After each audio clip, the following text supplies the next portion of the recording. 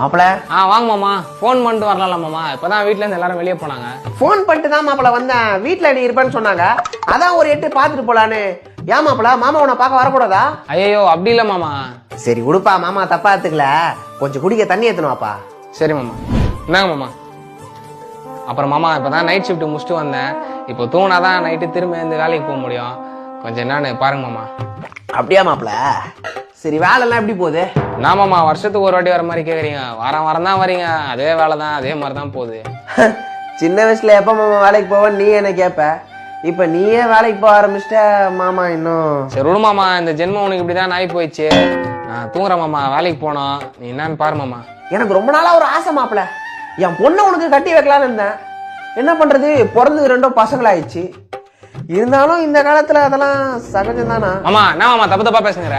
Sorry மாப்பிள, காலைல சாப்பிடல, ஏதோ கேர்ல பேசிட்டேன். சரி மாமா, நீ என்னன்னு